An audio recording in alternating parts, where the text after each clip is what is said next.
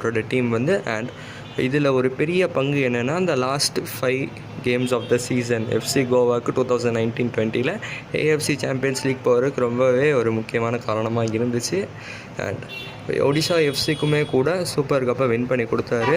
With 42 goals scored in 20 games he has managed. And 14 கோல் மட்டும்தான் அவனோட team வந்து conceit பண்ணியிருக்காங்க. அவரோட மொத்த மேனேஜிங் கெரியர்லையுமே ஒரு ப்ரில்லியண்ட்டான அட்டாக்கிங் பெர்ஃபார்மன்ஸை காட்டியிருக்காரு. ஒரு பெஸ்ட் எக்ஸாம்பிள் சொல்லணும்னா, செமிஃபைனல்ஸ் 2019-20 சென்னையின் எஃப்சி கூட ஃபர்ஸ்ட் லெக்கில் 4-1 தோத்தப்போ கூட தளர்ச்சி அடையாமல் எஃப்சி கோவா வந்து 4-2 செகண்ட் லெக்கில் ஒரு வின் பண்ணி ஒரு க்ளோஸான ஃபைட் கொடுத்தாங்க. அது none other than the manager Clifford மிராண்டாவுக்கு கீழே தான். அண்ட் இதுக்கு மேலே ஒரு பெரிய எக்ஸ்ப்ளனேஷன் உங்களுக்கு தேவையில்லைன்னு நினைக்கிறேன்.